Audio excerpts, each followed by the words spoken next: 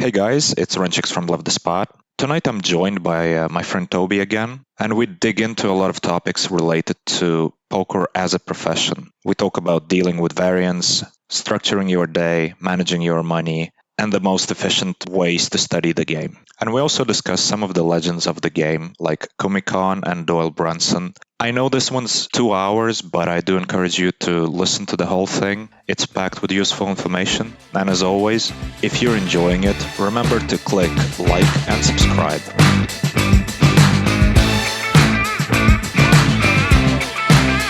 We have Tobi again with us. So thanks for being here. Tobi's still traveling. He's still, traveling. You're still in Argentina. Not much traveling. So You just went there and you stayed there. yeah, so thank you for having me. We just moved to another apartment here in Buenos Aires, and it's a very nice neighborhood here. I love it. Yeah. There's a couple of gyms right around the corner. There's a laundry service. There's good food everywhere. So basically, I can just concentrate on playing poker. All right. Sounds good. And actually, you know what? It's gonna tie up nicely with the theme that we have for today, because the theme is poker as a profession, being a professional poker player, and what you're doing right now is a good illustration of that. You just went to Argentina and you can still work. Yeah, it's awesome. I love it. Yeah. So a couple of days ago, I had some problems with the internet connection. Yeah. So that wasn't easy, but now I found a co-working spot. It's not even that much, I have to pay $7 a day, and it's awesome. Seven I dollars a also feel like day, and you have like s- internet, a desk, and probably a coffee machine, right? yeah, That's exactly. awesome. Also free water, and there's a room. Um, if you if there's a meeting or something, you can use the room for 2 hours a week Right. How many if you meetings book a the, week do you the have, do you 10 think, day. while playing poker? I think I gotta seize the opportunity. I mean, I got 2 hours. Yeah. I wanna spend my 2 hours in the room. Oh man, that's too funny. You can actually make a podcast out of there. Just book it Yeah. make it a studio. Yeah. So how long are you staying? How long you plan to stay in Argentina at this time? So, total 5.5 weeks, and now I think it's 12 days more. All right. Um, yeah. Okay. Cool. Anyway, so yeah, the big theme, and I don't know, we don't have any visuals for it to sort of make it an underlying theme, but for those of you who tuned in early, so yeah, poker as a profession. And as always, I think we're gonna go with the flow. We're gonna start with our own idea about what we want to talk about, and then I suppose our audience is gonna lead the conversation somewhere. So that's pretty cool. And I think it's important to note that both you and I, we are in this business for, I'm more than 10 years now. What about you? It's more than 10 years as well, right? Yeah, me too. I mean, I Yeah. started early. I started when I was 17, and I am 30 now. So it's been Yeah. a while. Um, Yeah. but yeah, obviously, when I started, it wasn't. I didn't take it seriously, and it wasn't professional. It was just playing around, and it was just a hobby. It started as a hobby. Yeah. I think it's how it starts for a lot of people. I mean, especially when we were starting, it wasn't really something like, oh, mommy, daddy, I want to be a poker player kind of thing. It would, in fact, it would probably be like social stigma around the whole thing of, oh, you're gonna gamble? Oh, so you're gonna risk all your money every day? Are you sicko? This type of thing. So there's a lot of Do you that. But think what that I want to has point changed? out is that basically, we can speak about a lot of these things from our experience. And I think a lot of the viewers might find it interesting. Some people would, or some of our viewers are contemplating becoming a professional poker player. And I think we can tell a lot of stories from our experience on what it means to be a professional poker player and the freedoms that it gives you, the traps that it sets up for you. Um, and Yeah, probably it would I be think wise that's for us to important. talk about some of the mistakes we made along the way and how we would do things differently, right? Yeah, I think it's important to also mention that there are also a lot of bad things that can go wrong, a lot of pitfalls. Absolutely. So, I mean, a lot of friends of mine think that my lifestyle is amazing and that everything is great. But there is also a dark side. I mean, maybe I shouldn't call it a dark side, and it I like the name really is Dark an Side. amazing job. Tell me about the dark side of poker. I'm intrigued now.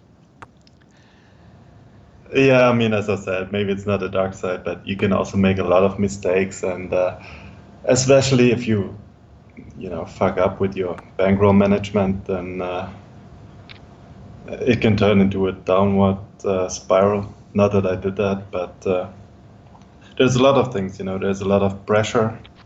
There's a lot of risk. Um, you don't have a structure, so everything you're doing, you have to do it yourself. Um, I mean, you have to work on your game. You have to find out for yourself when you have to take a break.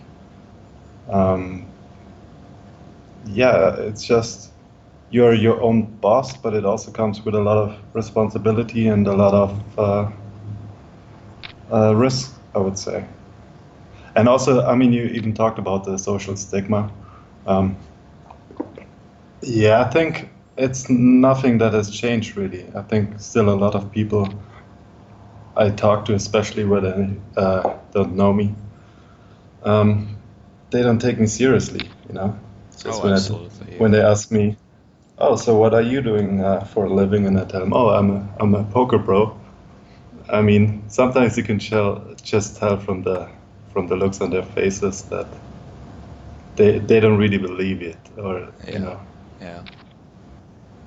Oh, absolutely. Yeah, you're right. For a lot of people, it still hasn't changed. The stigma is still there. And I like one of the things you mentioned is, all the pitfalls. And I've seen so many of my friends fall into those pitfalls, by, not having a structure. Because as you said, you basically need to come up with everything yourself, or at least it used to be like this, right? On last week we were talking about now more and more poker players build a team around themselves, with coaches supporting not only their game but also like the performance coaches, the mental coaches, etc., which are hugely important in a way because if you can't find a good way to structure your own work, you need somebody to help you, right? And I saw so many of my friends actually burn out, and develop anxiety issues from all the stresses that they sort of imposed on themselves. Um, and even the stupid things, because if you think about it, poker gives you an absolute freedom of time. Like you're not forced to play, so it's your decision in the end of the day. You're not forced to study, it's your own decision. So theoretically, you have all the time in the world, and it's up to you to decide how you use your time. And a lot of people that I know who ended up either broke or depressed or, facing some other problems like, got addicted to substances and stuff like that, they basically started out by the biggest mistake of completely ridiculous schedule of neglecting their sleep, neglecting their, eating habits, just going into this unhealthy lifestyle spiral, yeah, which is ridiculous because if you think about it, you're free to do what you want, and that's what you end up doing. And there's no longevity in it at all. You can't expect to play good, to perform at a high level while basically not sleeping, not eating, not exercising. And if you're not doing any of those things and just become this kind of nervous wreck, then why are you even in this business? There's yeah. easier, I think it's a safer ways to make money, right? I think it's a great point, and I think it can also be harder for yourself because if you're not feeling well, you know that it was your own mistake. You know, there is no boss. It's not a boss's fault. It's your own fault, and you know it, and that can make it harder in a way. And sometimes it also takes a while till you notice. For example, if there is a WCOOP and you play tournaments late, and then your whole rhythm shifts, and then you wake up in the middle of the night, and you don't have the proper rhythm, and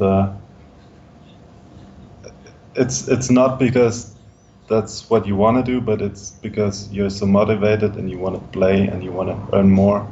So yeah, sometimes it it turns into this slowly till you realize, oh, my whole daily rhythm is fucked up. I don't sleep well. I gotta change that. Yeah, absolutely. It's hard to tell it to yourself. It's easier if there are people in your life who can actually point these things out. Um, because if you actually go into the spiral yourself, and I've been in the spiral in a way, I remember it was around the time when I moved to Malta, and for whatever reason, I led this sort of zombie-ish lifestyle of, playing the whole night, then going to sleep very early morning, and then ending up waking up like 8 p.m. or something, which is a Yeah. ridiculous way to live, to be honest, because you can't have a normal life. Like you wake up at 8 p.m., so how exactly are you gonna have breakfast? I mean, okay, if you cook yourself, fine, but probably you wanna go out and then all your friends are already drinking and you just woke up. Yeah. Yeah. And but why would I don't even remember why I did this, because if I thought I'm making this because the games are better, it's a stupid ass decision. Because the games might be better, but if I, you know, is it really worth playing better games and cost my own like health? Like pay with my health for that? It's not worth it.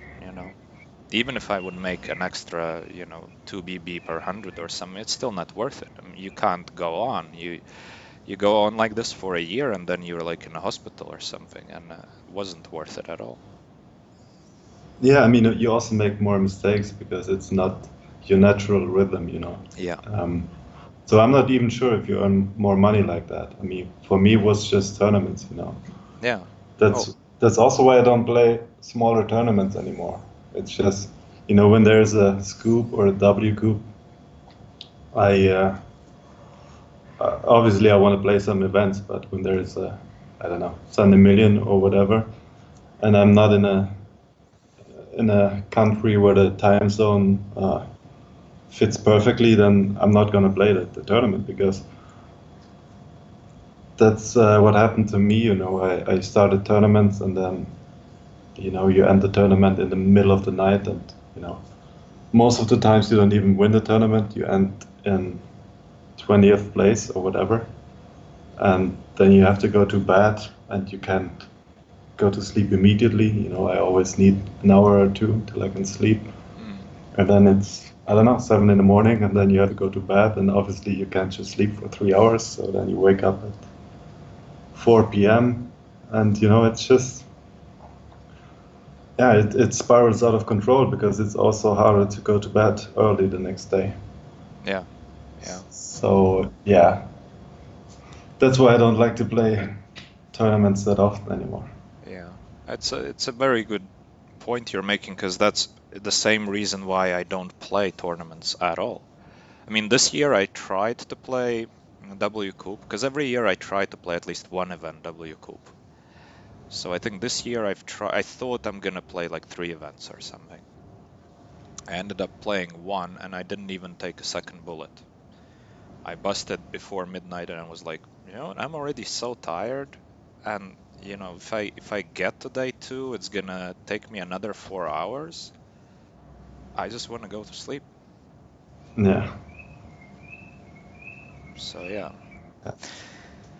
Anyway, I but mean, Yeah, I go guess ahead. in a way it's good for me now because I'm in Argentina and so the tournament starts early, so it's just perfect for me. Mm, Now I can start my session at absolutely. 2 p.m. and then end the session at 12 or whatever, and Absolutely, it's because that's another perfectly thing, fine. what poker gives you is not only the freedom of time, and then we already talked about the freedom of time. You're free to choose what you do with your day, but also the freedom of location. You can do it from wherever legislation permits, right? Obviously, there are some countries you can't really play online poker, but apart from that limitation, you're just free to go.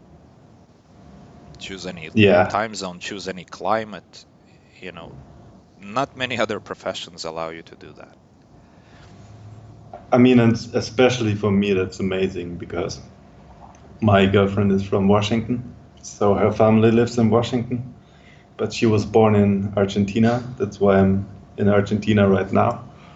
I live in London, but my family lives in Germany, so I just have the freedom to go wherever I want, whenever I want, and that's just, yeah, for me, it's just amazing. Hmm. Yeah, yeah. And also like the fact that, not even talking about the families, etc., all that type of related travel, you can just choose basically the type of climate you like, and you just travel with the climate. Because a lot of my Yeah. friends, for example, they don't like winter, so they make sure they don't see winter. Like they spend 3 months one country, 3 months another country, 3 months another country, and so basically it's always summer for them. And we have a question about how do you guys work on your mindset? Um, Tobi, how do you work on your mindset? So I meditate. I try to make it a habit, but sometimes I have problems. So I would say on average, I do it maybe 2 to 3 times a week.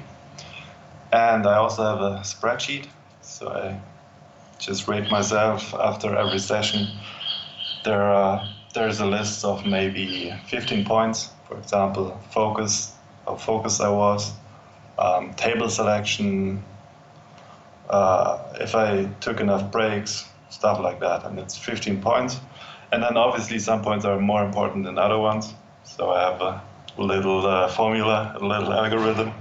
So I just type in all the numbers and I see like a rating after every session. I think it's very helpful for me, Mm. very beneficial. Yeah, because it shifts the focus from results to the process, which I think is hugely important. The process-oriented mindset in the business. Yeah, Because for yeah, myself, exactly. you mentioned you meditate, you do a lot of exercise, you do a lot of things. I actually, now that I have to think about it, I don't do anything, which is kind of sad, really. But what I do, in fact, I set up my sort of routine for the day, for the week, for the month, you know. I don't have to make these decisions. I don't have to make a decision, oh, should I play now or should I not? I just look at the time. Oh, that's the time when I play, so I go and play. Oh, that's the time that I study, and I study. So I don't have to I sort of make these appointments with myself, right? Which allows me to introduce a structure into otherwise unstructured business, right? Because there's nobody to tell you when to go to work, right? So I basically have these appointments with myself, so I don't have to make these decisions. And the whole mindset of playing poker for me is totally process oriented. The results are really secondary. And I used to actually suffer with being not, let's say, not results oriented, but like too much focused on the variance aspect. And I remember even you probably received a couple of my horrible graphs when I was running like 150 binds of the EV, and I was sending to you, like trying to find some sort of, I don't even know what, because Of realistically, like course. nobody gives a shit. Well, even if you would have told me like, oh man, yeah, you're like the unluckiest player in the world. I mean, what does it serve me? Like, I don't want that prize. It doesn't matter. So, I used to suffer from that, but I really got over this, and like results nowadays really don't matter to me, which is a much easier way to live your life. And another thing that I learned over the years, because I remember also around the time when I moved to Malta, I would have pretty much almost every night, we would have dinner with some friends, different groups of friends, all poker players, and I would go hang out and we have a nice dinner. And I remember sitting in some of those dinners and thinking about nothing else but how much I lost or how bad my session was. Completely kind of obsessed and not being able to switch off. And what I learned over the years, and I guess that's just comes from experience, because it's not like I did something specifically to work on that. But basically, once the session is over, it's over. So for me, it's pretty easy to switch off, like the work stays at work kind of thing. And it applies both to my life trips and my online, let's call them trips. And I think a lot of people don't have this approach, and it hurts them, because you basically carry your work always with you. And it's just a Yeah. horrible, horrible way to live your life, because you can't really enjoy life if you're preoccupied with whatever happened at the poker tables earlier. Yeah, I mean it's such a broad topic, there's so much to talk about. Um, for example, there's this book, I think his name is Jared Tendler. Um, it's about poker mindset. I don't remember the name, can't recall it, but it's a really good book. And what he talks about a lot is that you have to find the root of the problem. So when do you tilt, and why do you do that, and how can you improve that? For example, I rarely tilt when I lose a big pot and I was unlucky, but I get upset quite easily when I make a big mistake, when there's a big blunder, and I know, okay, that was my fault. And so I have to figure out, why did I do that? So sometimes it's because, I was too tired. Sometimes it's just too many tables. Sometimes it's, hold'em tables and tournaments and heads-up tables and pillow at the same time. Whatever it is, you have to find the root of the problem. Right. And And what do I you think do in a that's session? Sorry for interrupting you. Actually, continue, because that's a very interesting topic. I want to dig in deeper into this one. So go ahead. uh, um, I think that's also something you have to learn over the years. For example, if you lose a lot and then you're on monkey tilt, I think it's often because you're playing stakes you shouldn't play, or subconsciously you know that this game isn't good, or you are not good enough for the game, or whatever it is, you just have to be honest to yourself. And also, I feel like that's why the spreadsheet is so good for me. It also helped me with the thing you just mentioned. I just write everything down, and then I can just close the tables. I'm done with the session, and that's it. I don't think about it anymore. Oh, yeah. It's good to And have this trigger for closure. I don't have it, but I know how a lot of people actually do have it, and it's great. yeah, That trigger that, you do something in the end of the session, which kind of puts an end to the whole thing, and you kind of put it in a drawer and you move on. yeah. And also, still there are sometimes sessions that go really bad, or sometimes you run bad for a couple of weeks or whatever. Yeah. And then a nice workout always helps me, When I'm just not in a good mood, I don't want to sit there and just, feel bad about myself or feel sorry for myself. I just want to go out, All right. get a quick workout in, and then, my whole perspective changes. No, it's very nice. To me, it's a good bottle of wine.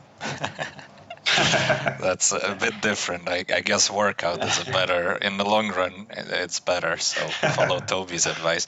But for me, literally, I kind of made a joke about it. But it's really like, when we talk about these longer stretches when you're getting tired of running bad, and when sort of your mindset is not there, when you're actually focused on the past a bit too much, so it kind of influences the way you play. For me, it really helps to take like a full day off poker, like completely nothing poker related. Read a good book, watch a good movie, have a great dinner, have a good bottle of wine. Just come back the next day fresh and happy. I mean, depends on the bottle of wine. Maybe if there's more than one bottle of wine, maybe not the next day, but the day after, definitely fresh and happy to keep going. But I want to come back to one thing that I wanted to point out before. So you mentioned that what tilts you is when you know you made a mistake yourself. So you kind of caused the bad thing to happen yourself. So there's nobody else to blame.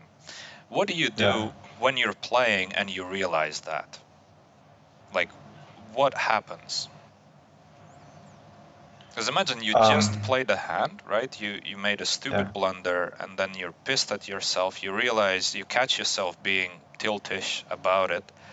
What do you do about it? Um, so as I mentioned, I think it's important to find the root of the problem, and it makes it also easier to forgive yourself. For example, when I play 9 tables and every table is so good that there's a lot of fish action and I just have to play, Hmm. then sometimes it's okay. I saw, okay, I made a big blunder, but it's because I'm playing that many tables and it's worth it because the other players are also really bad and they're also going to make mistakes. Hmm. So, I mean, it always depends. Everybody makes mistakes, and yeah, I think the main point is just that you have to find out why you did this, and then you have to fix it the next time. Right. But how do you deal with the situation? Because to me, I feel like whenever I notice that I'm tiltish about something, and it's usually the same thing as you, that I've made something, some stupid decision, um, it takes some of your attention away from the game.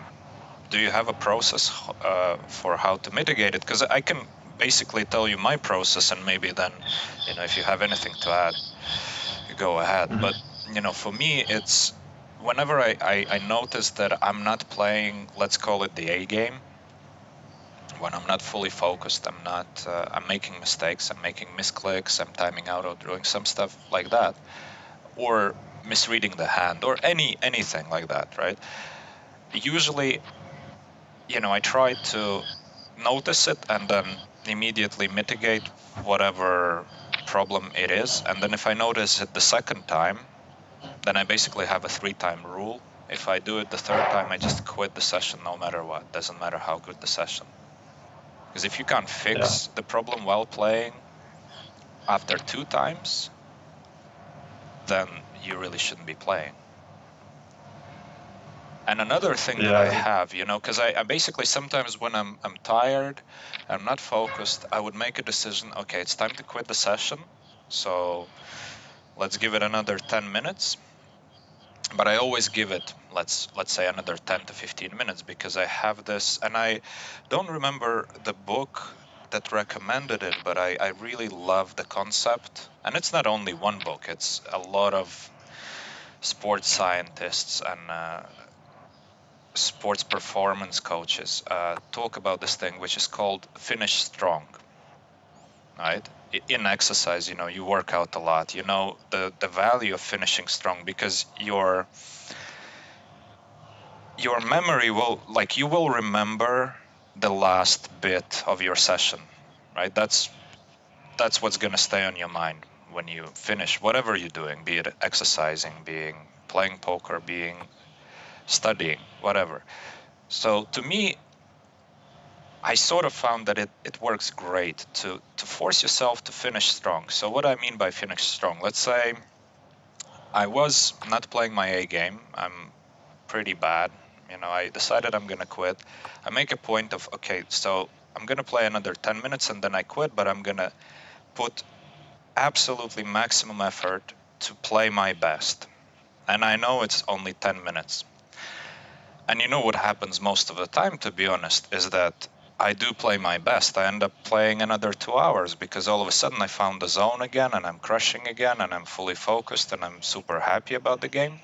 But sometimes you should really just quit. But still, I quit on a sort of high. I quit on a point where I played good poker. So I finished my session as good as I can. Yeah, I think that's also super important as a poker player, and I also have that in my spreadsheet is quitting. Hmm. Like I want to quit when the tables aren't that good anymore and I'm not focused anymore. I mean, once again, there are so many uh, little things that are important. So yeah, it's not easy to give an to give a short answer, I think. Yeah, yeah. Let's address a few things in the chat because we got a couple things building up there. So, Ad Tribe, I suppose is how I should pronounce that, is asking. So, it's same related to how we work on the mindset because he's describing that all the variants, bad beats, etc., etc., how to deal with them and how not to care about them because usually you don't have happy feelings when winning, and so this combination of having negative emotions from bad beats and no happy feelings from winning can lead to loss of motivation. I think the answer to that is, as we already discussed, it's very important to be process oriented, because if your yardstick for measuring your performance is not the result, the swing, the whatever, it's the process, it's how you executed what you were supposed to be doing, because it's fully in your control. There's no external circumstances to how you perform. It's totally up to you. It's all the decisions that you make. So if that is the sole focus of your work, you don't face these problems of losing motivation, being discouraged, or having these emotional swings, by winning or losing, because the winning and losing, it's kind of secondary. You're not there for one session. You're not there for, 1 week. You're not there for the results of 1 year. You're there for the long term, even though like 1 year is probably long term enough.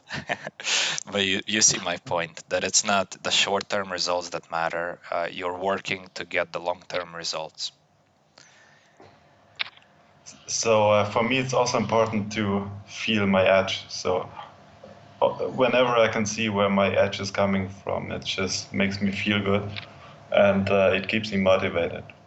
I mean, if I can see, okay, somebody is open raising too much, or I mean, whatever it is, whenever I can point out a mistake my opponents are making, that gives me that little bit of extra motivation.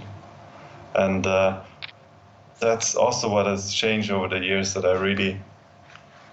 I don't want to battle that much anymore. I just want to find good games and playing games with a big edge. Right. So I think what it indicates is that, you realized how unimportant or detrimental actually to your success is your ego. Because battling, that's basically an ego thing. There's no logical reason to seek out the best rags and try to prove who's the biggest monkey in the pool, right? Yeah, It's just an ego thing. An ego is so dangerous here. Whenever you get to, I don't even know how to express this idea, but whenever you start feeling that this thing is personal between you and some other player, it's just so unproductive and it's so stupid and it's so untrue. yeah. Yeah, I think it's just the feeling of knowing where your edge comes from, that it just makes it easier to deal with all the swings, because then you know, okay, that's just a short-term experience, and it's I'm gonna win in the long term, you know. Yeah. I think that just makes it easier to deal with the swings. But you have to be also honest with yourself, because a lot of people, I feel like they, and again, it's maybe an ego thing, or maybe there's some underlying other problem. Because we all tend to overestimate how good we are, and some people are not open to advice of, you actually suck. Because, just blindly believing, oh, I'm gonna win in the long run, and blindly believing, oh, I'm losing right now because of variance, and that's the only explanation, it actually leads some people to ruin, because, sometimes it's just not true. Sometimes you suck. Yeah, I think that's why pointing out the mistakes is so important. Yeah. So When being you know, honest with okay, yourself is this hugely hand is not important. an open race. Oh, you're actually paying attention. Or, Wow. oh, no. I wasn't talking about this Oh, hand. I okay, was okay, talking about, okay. I you know, I misunderstood when you you. can tell, okay, that is not, you shouldn't play the hand like this, Right. and you also know the reasons, and then you can just see, okay, that's where the money is coming from, Right. because that's a mistake I wouldn't have made. Right. But it's also important, coming to that, because let's say when you get feedback from somebody, oh, that's not an open race, or that's a mistake. It's very important to have an open mind about it. Because a lot of people get defensive. You tell them, I don't agree with this plan. They will be like, first of all, who the fuck are you? They're like, blah, blah, blah. And then they would justify their own play. Hello? Yeah? Did you lose me or something? Hello? Am I still on? I'm on. Oh, now I can hear you again. Oh, sorry. Well, that's your Argentinian internet, I think. I hope. I don't know. Maybe something Yeah, happened on my end. Anyway, so I I was think talking so. about that, it's important to have an open mind when it comes to criticism. It's important to accept criticism from other people. Because getting defensive and trying to justify your plays very often is just the first reaction from a lot of people, and that's not the mindset that's going to help you improve in anything in life, really, not only poker. Yeah, that's so true. And I think we And talked it's about it even in the first time we made this show, podcast, whatever this thing is, this organic thing that we're, and let's call it a conversation, because that's really what it is. We're having a conversation, and we have other people participating in it, so it's an open conversation.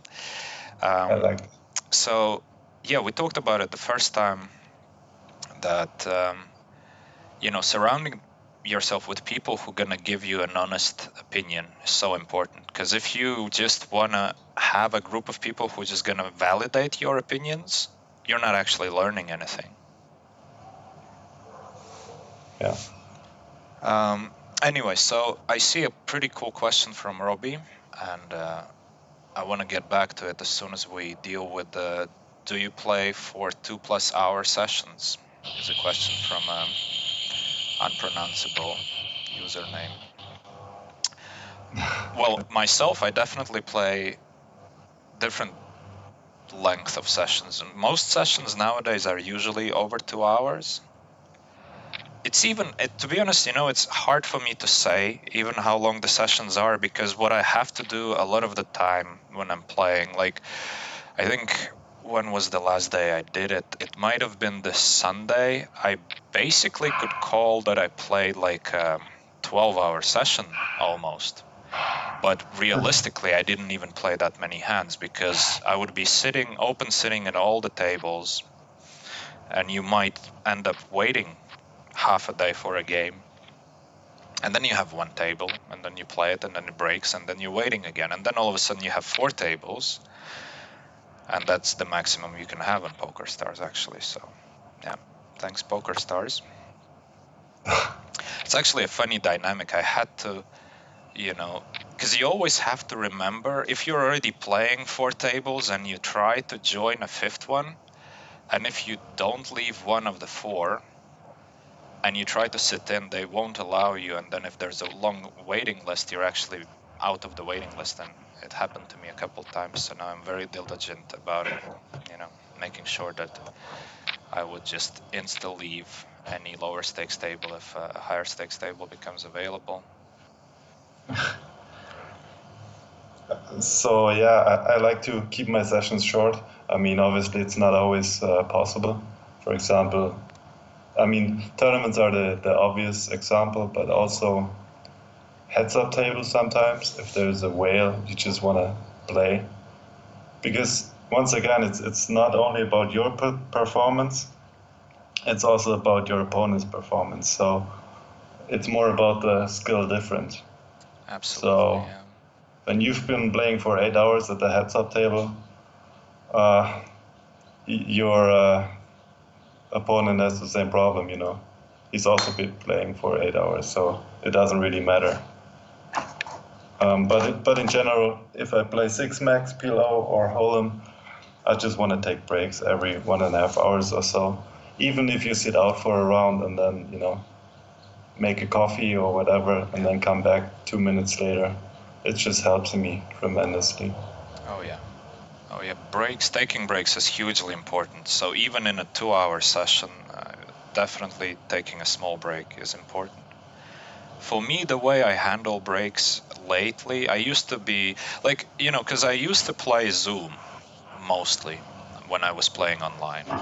And it's so easy to structure your day in Zoom. You can play and take like 5-minute breaks 2 times an hour if you want to. All right.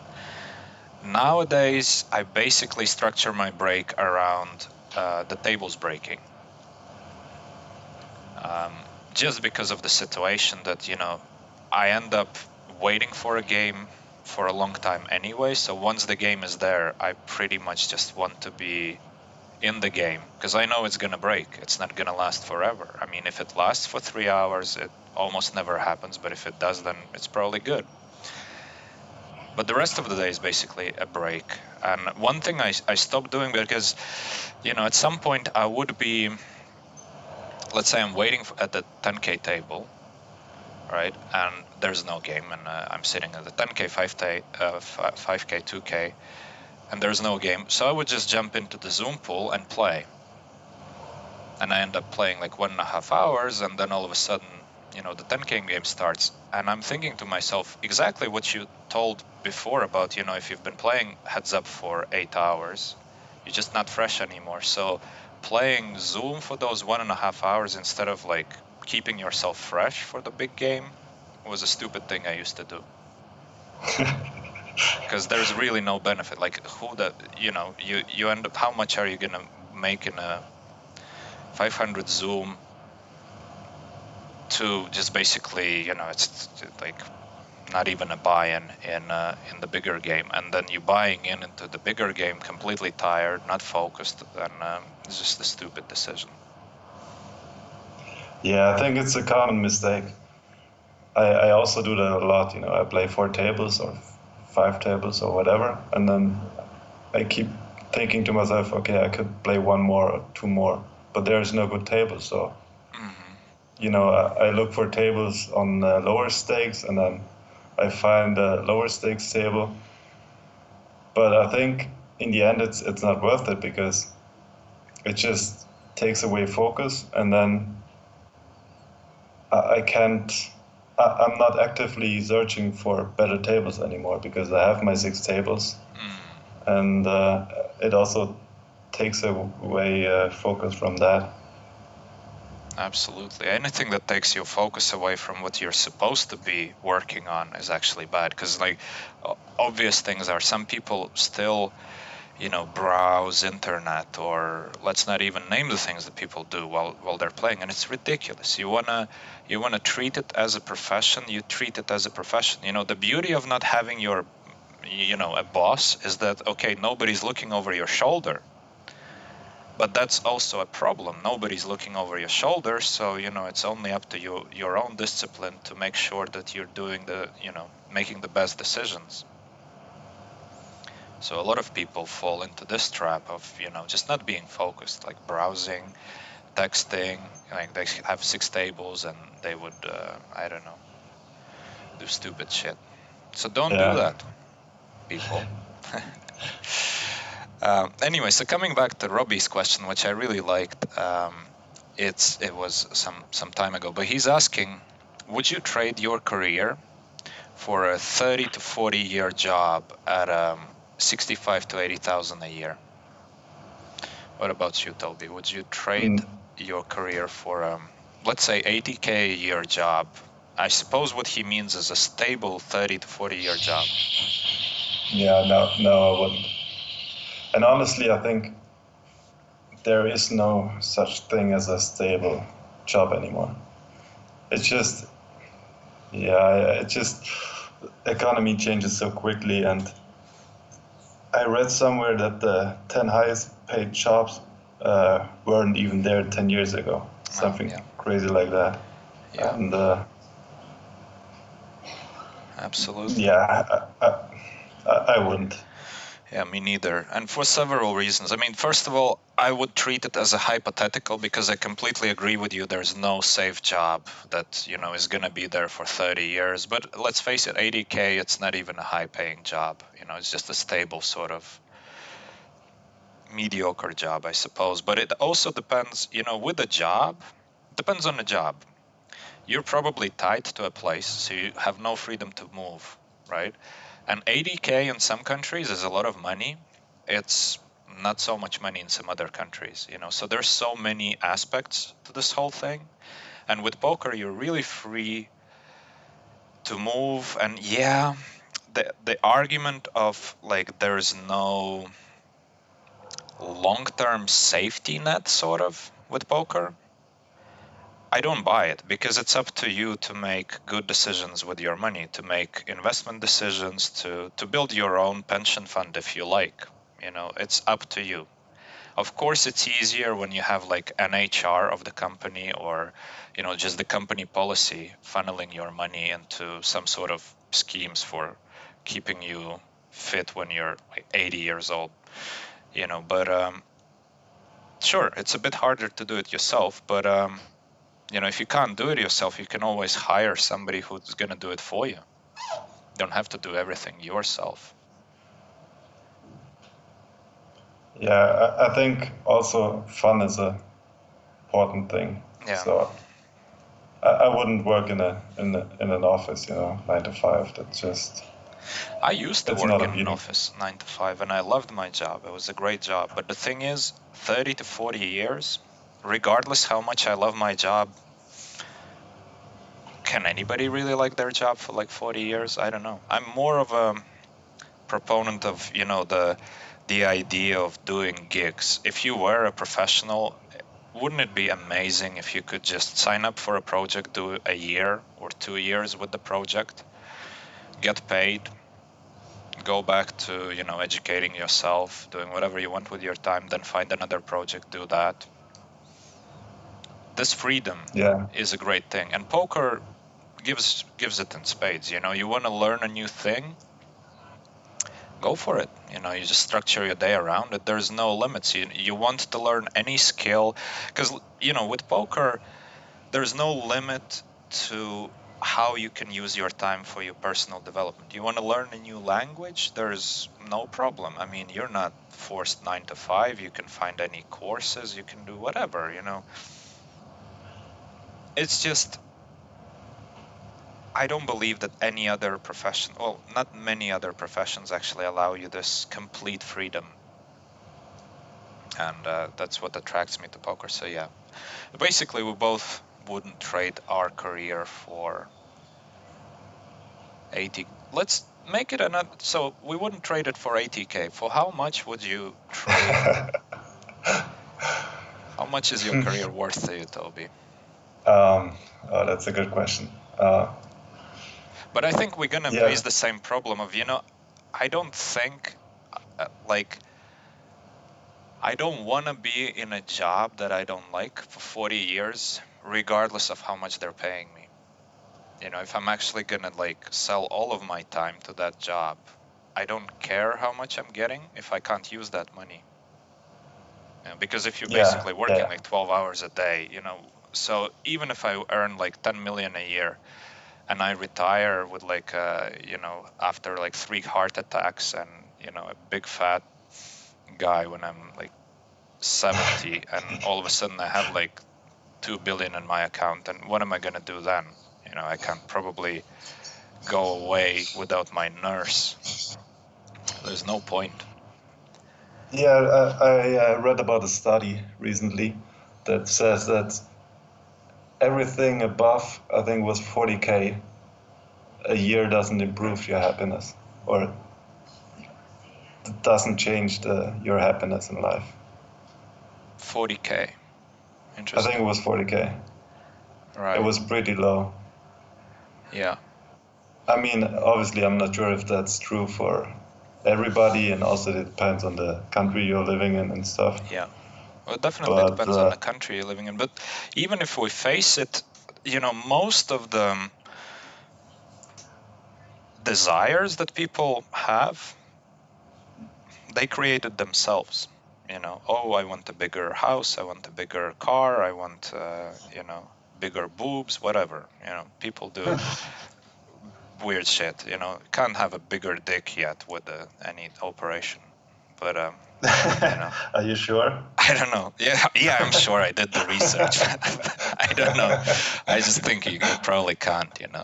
Uh, but anyway, so people just fall into this trap and I think it's a trap that a lot of people with a career have because they feel, well, not the career. What I mean by it, with a stable job, with a stable income, because they feel like, oh, I'm getting like X amount. Let's say I'm getting like 10,000 a month, and I got a raise from my company. Now I'm getting 12,000 a month, so I'm getting 2,000 more, and I know it's going to be there every month.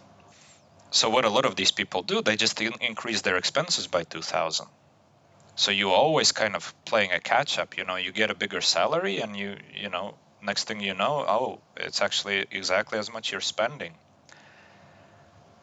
Yeah. Because the increase in your income is very gradual, and I think it, in a conventional career, it's very gradual. Like it's bit by bit, you're getting bigger salary bit by bit, and I think that kind of leads into this trap of always playing catch up with your expenses. In poker, I think it's a bit different because we do view our money as part of the bankroll, and then you have to separate your living expenses from bankroll expenses, and there's all other considerations. So I think, successful poker players, at least, they usually tend to make decent decisions about their expenses. Yeah, I think it's always a trade-off. If you work for a company, um, the company earns money with you. So they get more out of you from your work than they give you. That's why they hire you. But on the other hand, you have less risk and you have stability and you don't have to do everything yourself. You don't have to, do your own schedules and plan everything. So I think that's just the question of what's more important to you. If it's the money or stability and low risk. And I think also in poker there are certain ways to lower the risk. So for me it's not worth it, I think.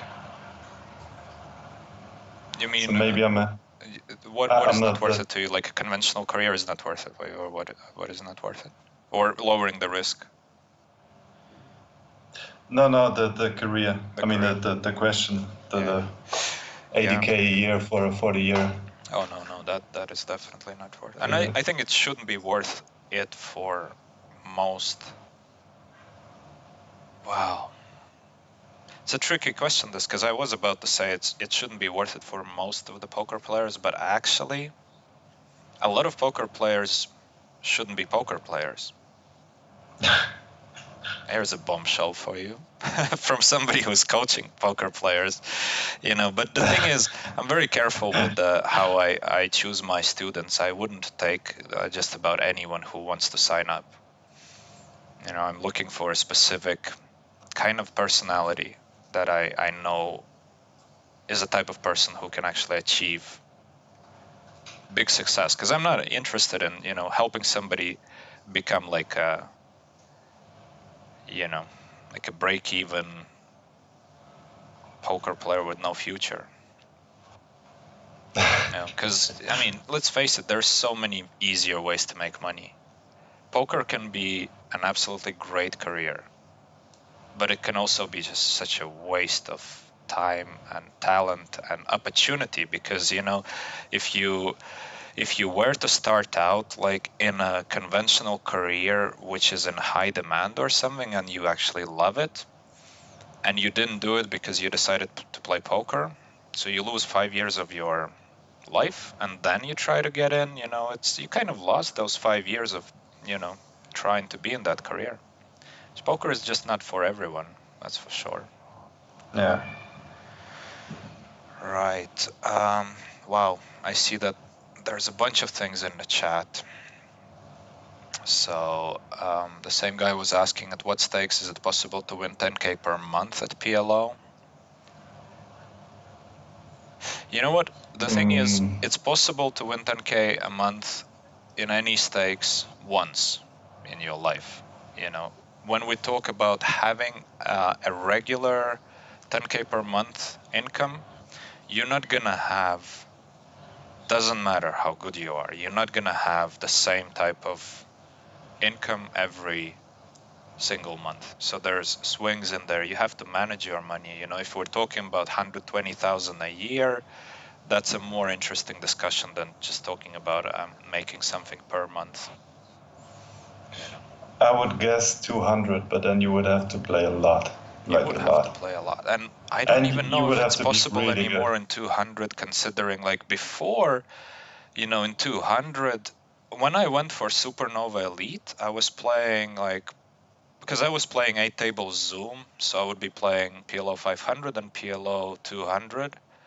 And a lot of the times PLO 500 wasn't even running. So basically, like probably 70% or 65% of the volume came from PLO 200. And Supernova Elite was worth like 120k in itself. So it was easy before. Well, easy. I mean, yeah, you have to play like 8 hours a day, like a complete maniac every day for 320 days a year. So not that easy, but it was really doable. Nowadays, without the huge rakebacks and without, I don't know if PLO 200 is. I mean, I'm, obviously very doable. Yeah, doable. Yeah, but not yeah. like, as soon as you reach PLO 200, you're gonna be making 120k. That's no Oh, longer no, the no, no, no, case, no. no. But it's definitely doable. Yeah, of course. Would have to be really good and Yeah, play insane amounts of yeah. hours. But then the thing is, But I I always think, wonder, when it comes to, let's say, if you're really, really, really good, crushing, why are you stuck at those stakes? Why don't you move higher? Like, is it really possible to be like the biggest crusher at PLO 200 and not being a good winner at PLO 500? no, it's not. Exactly. So I don't understand. Like, I see sometimes, and I think Robbie Expert, one of the streams I made like a couple months ago, he brought up a chart of some guy who's playing PLO 5 with like a sick win rate over 3 million hands or something, like 15 big blinds per 100. So clearly not a human being. But a human being, I mean, it's like, come on, you're going to be the biggest crusher of PLO 200 and you're going to be like, oh no, I'm not going to play PLO 500 because of what exactly, right? So I think once you become so good that you can make, let's say, 5k a month, or let's call it 60k a year, you're pretty much already good enough to make 100, and then it just keeps going. A lot of the things boil down to money management, to bankroll management, to your work management, your time management. It becomes so more multifaceted. It's no longer just you playing. The romantic idea of a poker player who sits, in front of his computer the whole day and eats a pizza, from a delivery company as a lifestyle. No, you're probably gonna, have a very good structure to your work. You're gonna probably have advisors, or at least people that can help you with making good financial decisions. There's gonna be people who can help you with, working on your game. So you would hire a coach, or you would have people that are in the same kind of group as you, and you would help each other in a way. But it's gonna become more and more as an actual business, because nobody makes huge money by just being, this geeky. Well, one guy retired, right? Kumikon. He was sort of the lone wolf, kind of 5 million target for Oh, the I think it's left. entirely possible. The question is if it's that what you want, and I Yeah, think yeah. for It takes most a that's not the certain case. type of personality, as we saw with the Kumikon, I suppose. I mean, I watched the whole podcast, and he seemed like a super nice, but also a sad person, a little depressed. Yeah, yeah. It did seem that way, and you know what? From that, and it's an old interview, so maybe some people didn't even see it. But one thing that struck me was when he was saying, like, "Oh, I moved to this place and I lived there for a few years and I had no friends." And then he was saying, "I'm gonna move to wherever in the States. I'm gonna go skiing and I'm gonna have friends." Like, what? Like, how does that work? And I think a lot of people have these things of, "Oh, I didn't have friends because of this and that." No, you didn't have friends because of who you are. And just by moving somewhere, things are not going to change. You are who you are. Maybe changing your lifestyle is going to help. So I hope for him that, becoming this ski guy and, hanging out with the ski dudes and ski girls is going to be a great thing. But yeah. Anyway, that's a tangent that we went here, because actually we're going to finish in 1 hour, the latest today, and there's still so many things to talk about in regards to this. Because I think one of the things we should talk about at some point in this conversation are the mistakes we've made ourselves, and or not even the mistake, but like what would we have done differently. But I think we keep it for later. Let's try to catch up with the chat a bit and see what's up here. So any clue how what the good drags at PLO 100, 200, 500 make an hour? I hope some of you guys can answer that in the chat. I mean, it's easy math, right? Yeah, it's easy math, and somebody can look it How up. many hands can you play an hour times your EV, EVBB? Yeah. Yeah. So Bioshokas is saying he's listening to the podcast while playing. He's so addicted to doing a couple things at the same time. It's difficult for him to purely focus on poker even for 30 minutes. That's interesting, because that's something we talked about, and I was quite adamant in saying you have to focus. And actually, now that I think about it, you, Tobi, out of all people, last week said that, "Oh, the format of our show is such that people can actually listen to it while playing." So explain yourself, Tobi, now. How do you justify it? I mean, everybody's different, but I feel like for me, audio doesn't distract me that much. So listening to music or a podcast is fine. I can play while listening to music or a podcast. Right. But, everybody's different. And maybe if this podcast distracts you too much, then you have to turn it off. I got to be honest here. I don't Right. want you to tell it off, but Yeah. that's how it is. Yeah, but No, but also it's just a calm conversation, so I don't think yeah. that's Yeah, I that don't think we're distracting. as distracting as because it's one thing to listen to something in the background, because music is not really, a distraction. I usually tend not to listen to any music when I'm playing, but after like 6 hours of playing, you do switch on the music just to remain sane, I think. Um, but yeah, like, because the things I was referring to is I know people like are on Skype, on WhatsApp or whatever, like making arrangements for the dinner while playing, all the constant input that is required from them, because listening to something doesn't really require your input. Watching something, let's say a YouTube video where you actually have to watch things, doesn't matter how funny it is or, whatever else it is, you actually have to watch it. You're supposed to watch the tables.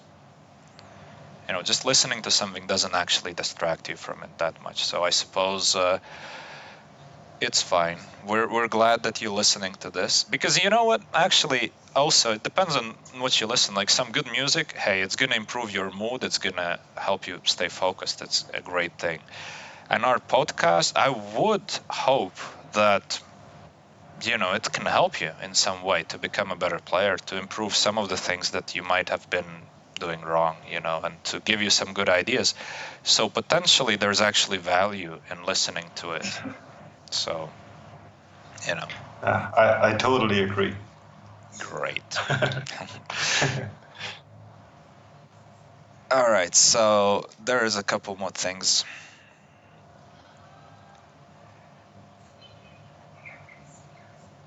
All right, actually, I'm going to read it because I like where this is leading. So, from 888, he's saying any business model where you exchange your time for money is not really scalable, even with an hourly of 1,000 per, yeah, 1,000 per hour, hourly.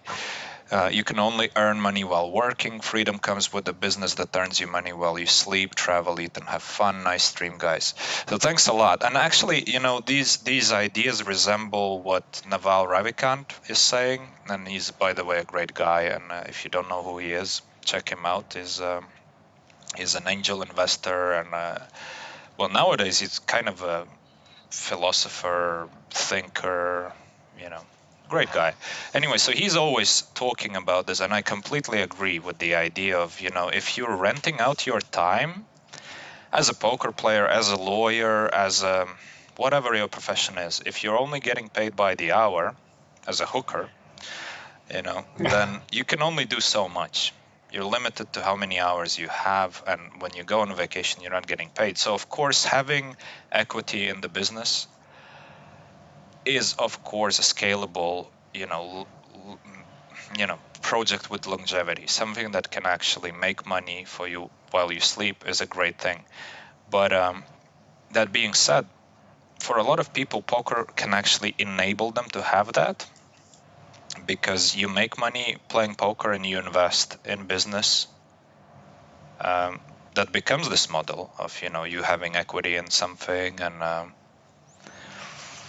yeah. But I agree with the Yeah, sentiment that it's not scalable, it's not, etc., etc., but it's a lifestyle more than a profession in a way. Look at Doyle Brunson. I mean, I still admire this guy. Every time I see him in Bobby's room, in his little Batmobile wheelchair, I'm thinking like, Jesus, how that, he's so old and he still shows up almost every day for the big game. You yeah. And don't by the do it way, for the money. You don't do it for, I mean, you do it because you love it.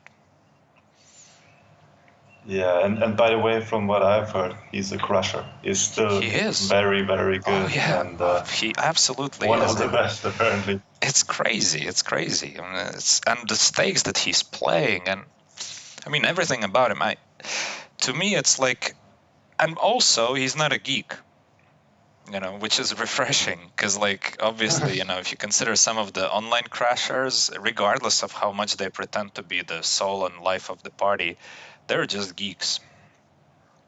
Doyle Brunson is Yeah. cool, fucking cool guy. Yeah, I hope he's I listening. mean, isn't he Imagine the he's listening. original Like, I don't geek? think he's listening to podcasts. He's on Twitter all the time, though. This guy's amazing. Yeah. I mean, he's the original geek, right? Because he's the one who wrote the super system. Yeah, he did. He did. I read So it. It back was in the days, he was a super nerd, I think. he was the super nerd, yeah. But I suppose back in the days when he was growing up, the super nerds were still high on all sorts of drugs and LSD and whatever. So the geeks of the 60s and 70s are very different people. So I He think, was the nerd amongst the cowboys and yeah. gangsters. Still has the hat though. I can love it. Every time I see that hat, I'm like, oh man, Doyle's in the house. But actually, I think that was a good point, and I also feel like poker is step one for me on my way to financial freedom. And there are a lot of levers, and poker in a way is also you're using your bankroll as a lever to earn more and more money. And I mean, even what you're doing with the coaching and this platform here. I mean, I know it's still early, but if this can grow into something bigger, it's also not trading your time for money. Right, right. Well, with the coaching, absolutely. With the platform, I don't think I would ever try to monetize it in any way. But it's again coming back to the same thing that poker allows us to do things that we want to do.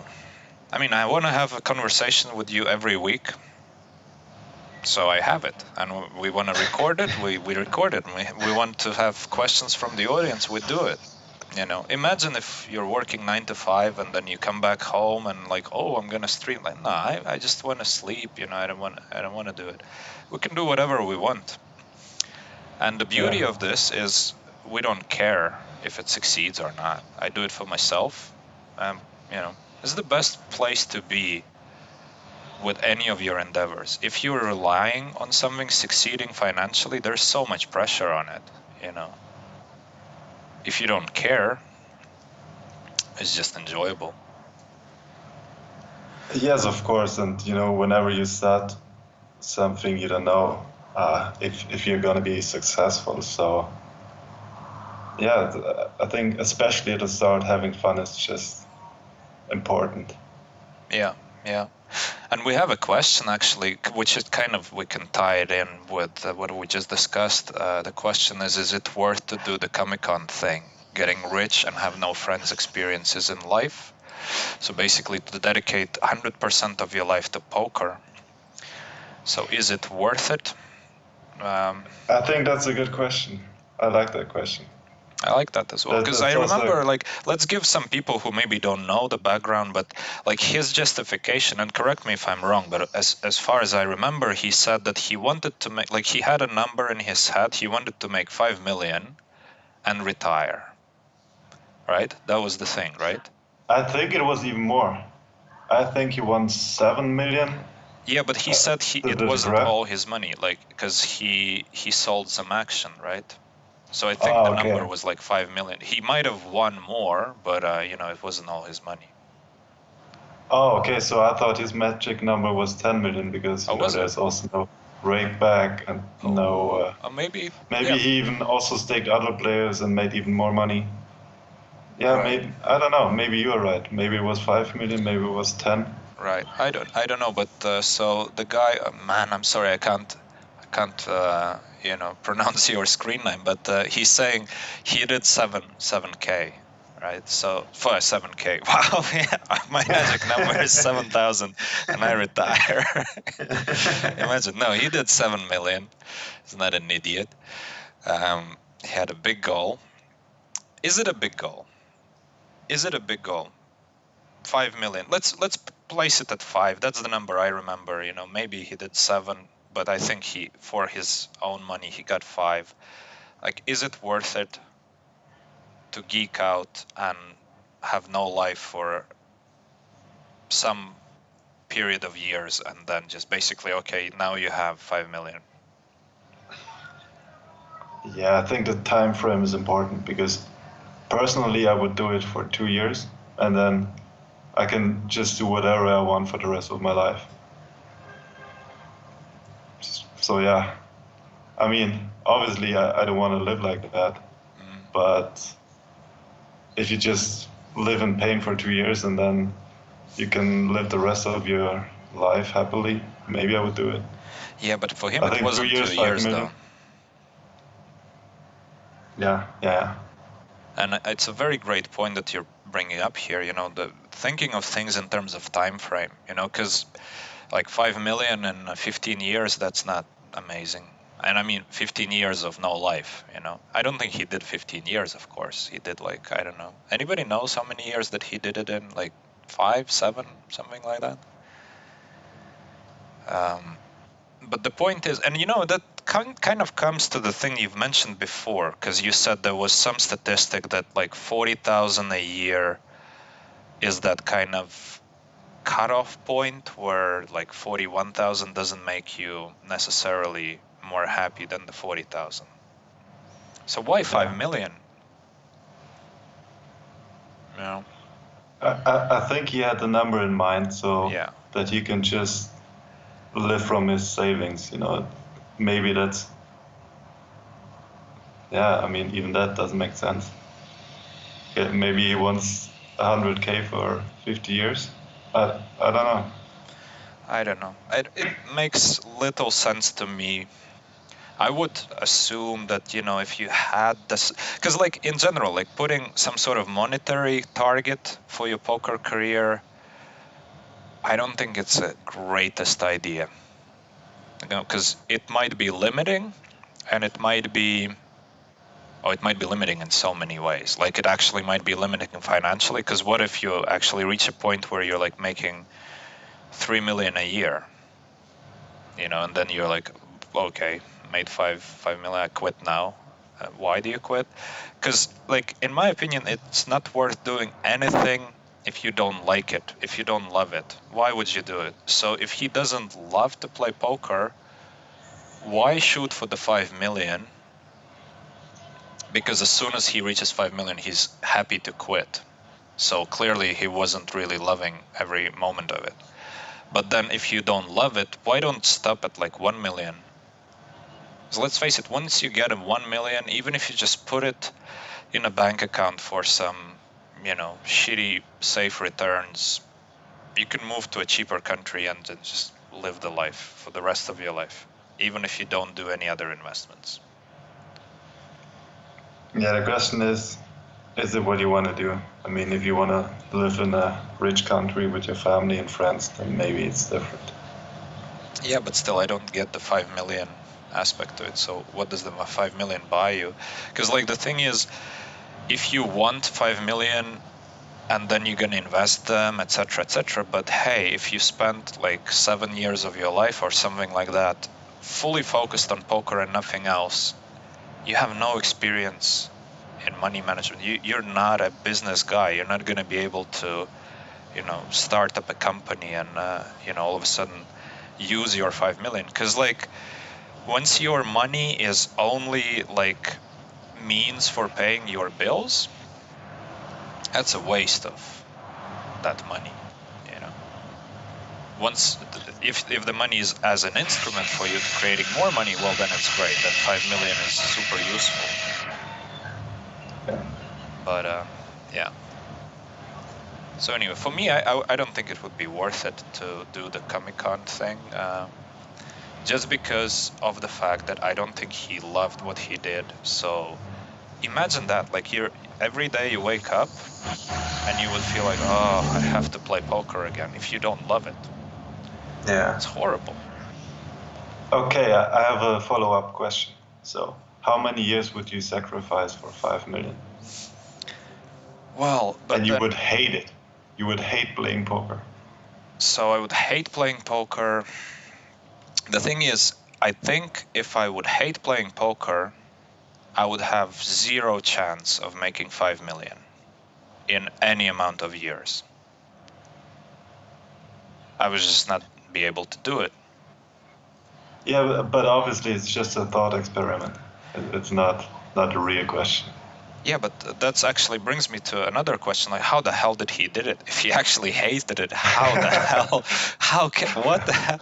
I never thought about it before, but now I realize, like, Jesus, if I had to do it while hating it, I would like, how the, not possible. But anyway, yeah, as a thought experiment,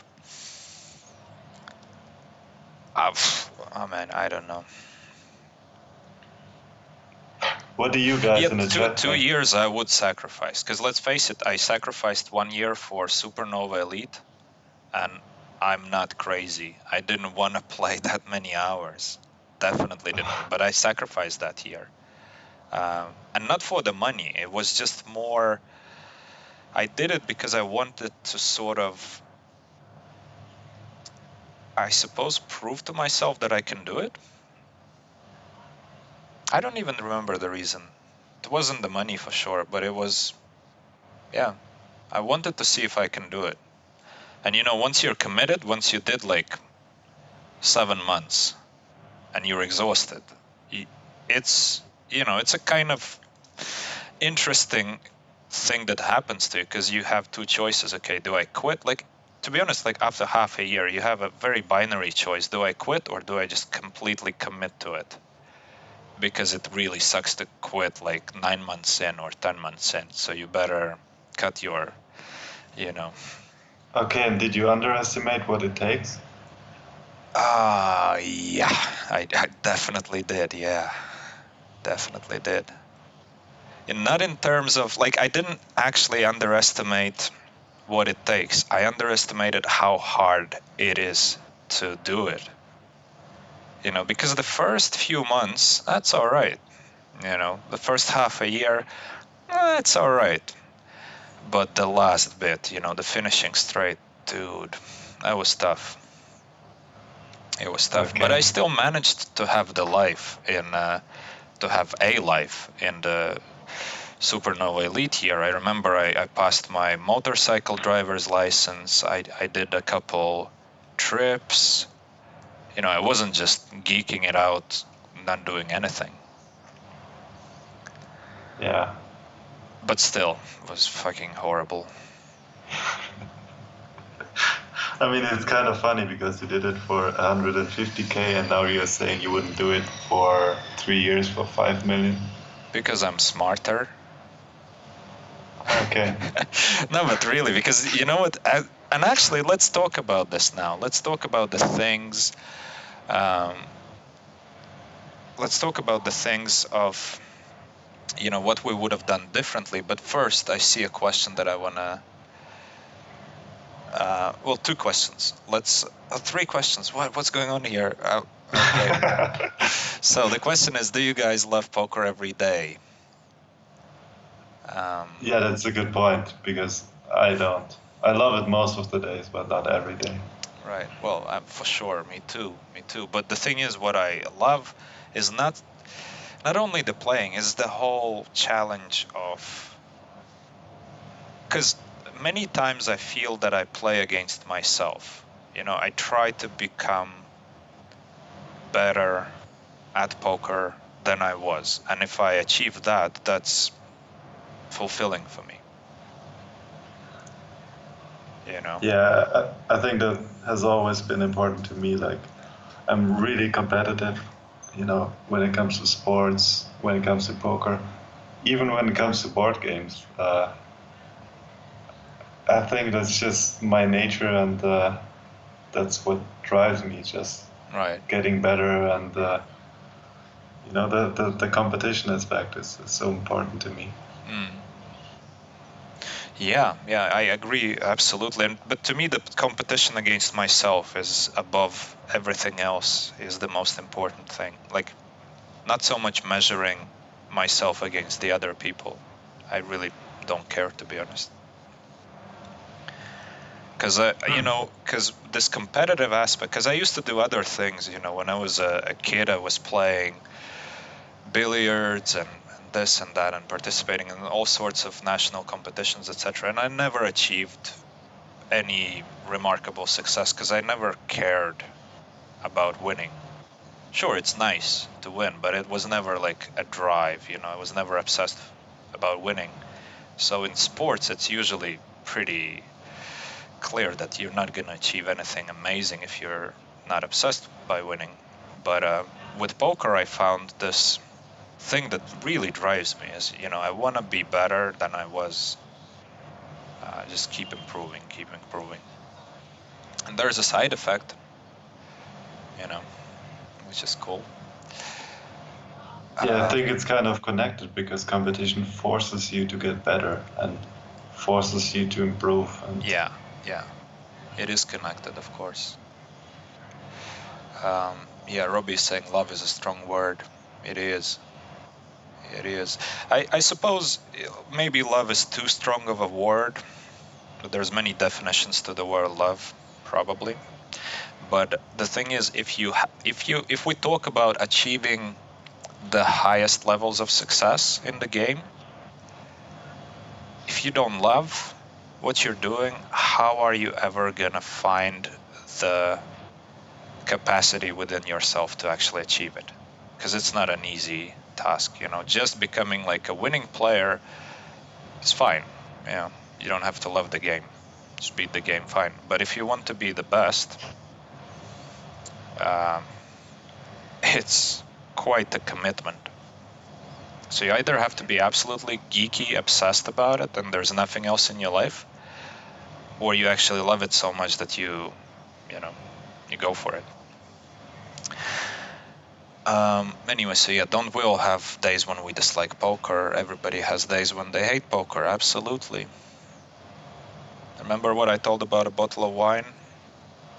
Solves my problems. A bottle a day keeps the doctor away. I hope nobody quotes me on that. So that's a horrible advice, ladies and gentlemen. Don't listen to, no. Anyway. One glass a day is actually healthy. So you're a massive guy, you're giving so maybe some one bottle unproven advice. It's the right amount for you. Don't listen to Dr. Tobi here. He has no idea what he's talking about. So anyway, wine is good for you, for sure. Not while playing poker. Absolutely not while playing. I mean, playing live poker, sometimes you have to drink because of the makeup of the game, the people in the game. Anyway, so would you guys play poker if it was only play money? Absolutely not. And I'll give you my reason. And Tobi, what is your answer? Would you play poker if it was only play money? I would, but not as often.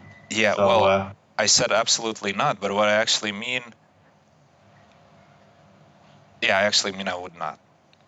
Absolutely not. Because the thing is, to me, poker is interesting, as I explained, for becoming better, kind of competition against myself, first and foremost.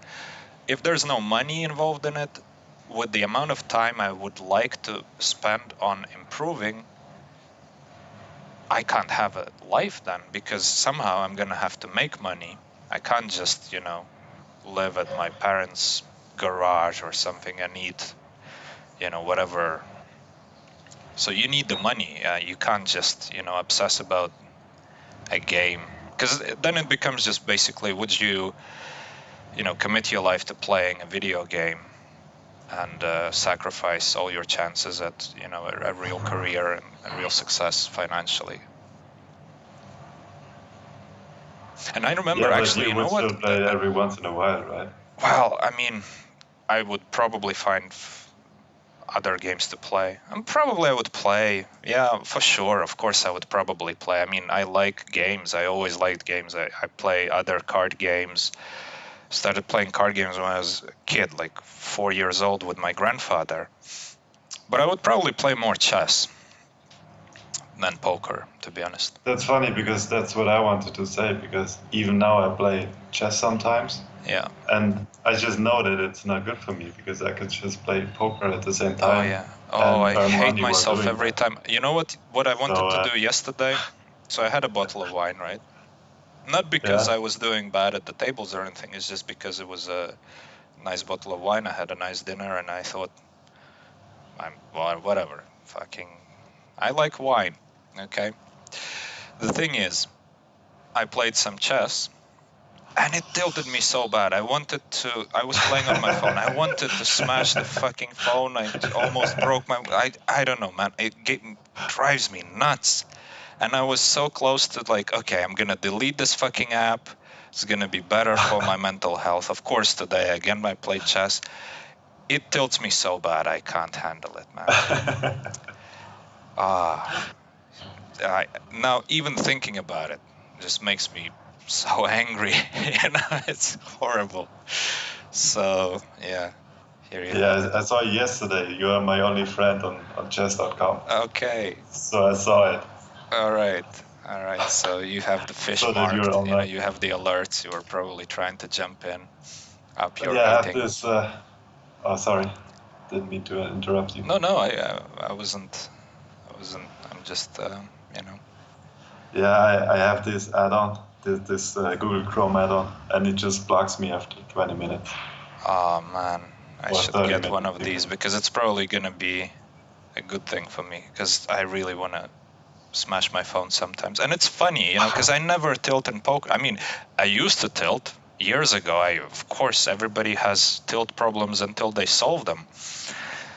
I literally don't care about the results or anything in poker. Like, doesn't register.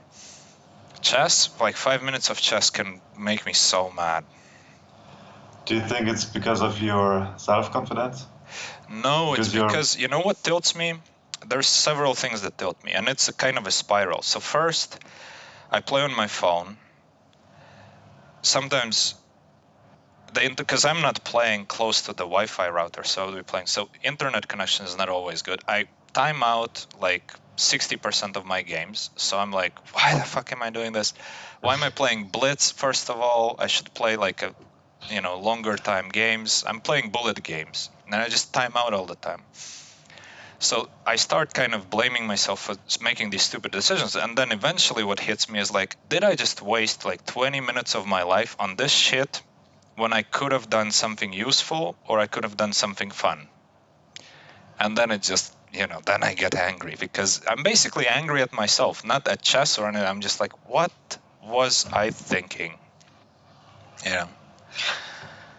Oh man, oof, that got a lot of emotions out. Thank you, thank you. So next I week, think I'm next your week you're gonna therapist say, now. okay, hello, my name is Runchuks, and I have not played chess for 1 week. I need to find that group. Oh man, and I didn't play chess for like half a year or something. Started playing like a couple days ago, and Jesus, it's bad for you. Don't do it.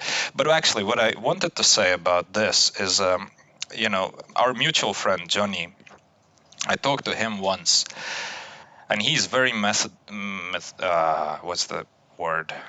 Methodical about his approach to studies in the games, Yeah. etc. And somehow a conversation about chess came up, and he said a thing I will never forget. This. He said, "Yeah, chess seems interesting, very interesting, but I'm not gonna start playing it because it would take me too much in terms of study time. I would rather study poker in that time." And I Yeah, it's thought, so true. wow, you know what? Because his approach to things is, if I'm going to do something, I want to do it good. I don't want to just, be, the slow ranked,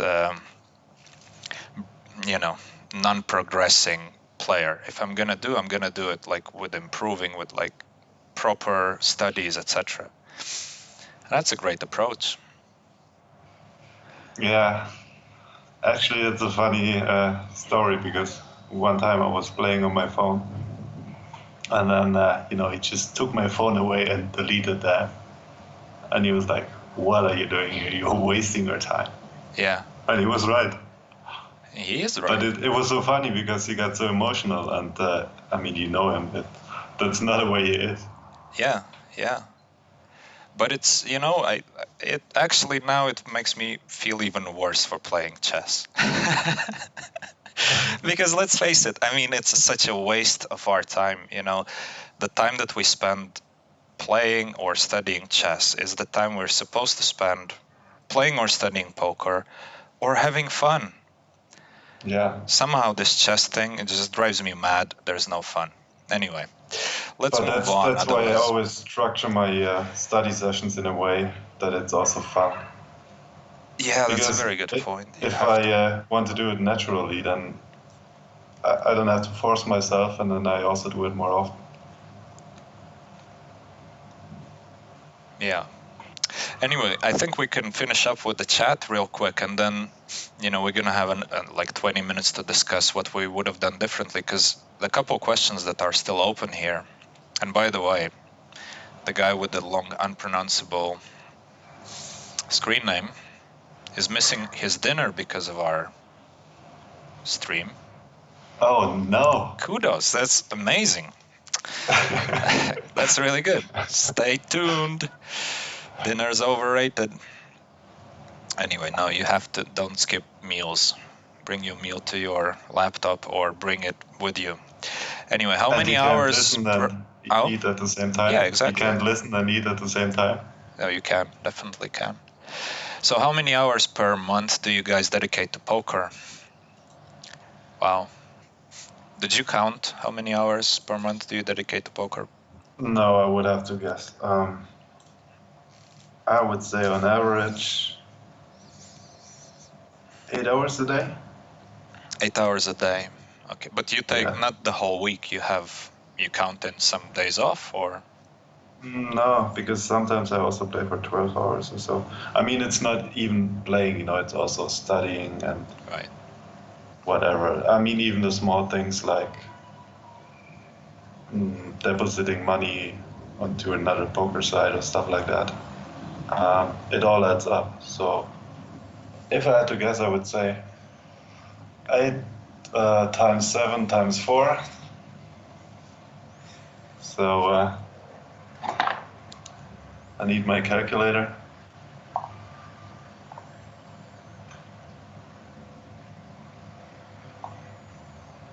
Okay, that's kind of embarrassing. I could have done without it, I guess. But It is kind of want to be sure. embarrassing. I'll make sure to make a clip out of it. 224.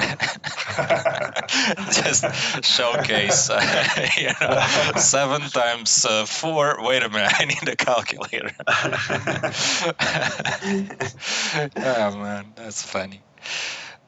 So what does the calculator say? Computer says no, or did you get an answer? Wow, you know that? Oh, the Little Computer Britain? says no. Bah, of Yeah, course. yeah. Little Britain. I saw it for the first time a couple of weeks ago. Did you? Oh man. Yeah, computer says no. Yeah. Oh, you have the accent and everything. Beautiful. Oh man. It's 224. Wow, 224 hours. I also would have to guess because I am not keeping track of those hours. I definitely spend way less. And I definitely don't do 7 days a week. And yeah, I don't know. It's probably like 40 hours per week is as a reasonable estimate, but it's just like a normal job. But everything, really? Like also if you study and also the coaching and the No, I'm podcast not and everything. counting the coaching and the podcast. No. Because Oh, poker is okay, poker. okay. I'm not counting, the things that are really, yeah, sure, coaching takes time, but or maybe I Because should I thought count it's the all poker coaching because, related. I do learn things while coaching as well, because some of our students are actually super smart guys who keep pitching ideas, and give some book recommendations and whatnot. And, it's very, very cool for me. So yeah, maybe I should count the coaching in. But anyway, roughly 40 hours I think is a decent estimate. But I would have like a lot of holidays. I like holidays. I like to travel. Yeah.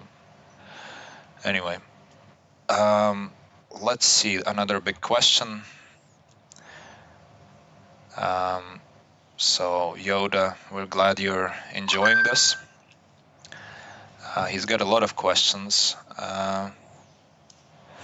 So he loves to play poker, but he's not good enough to live from that.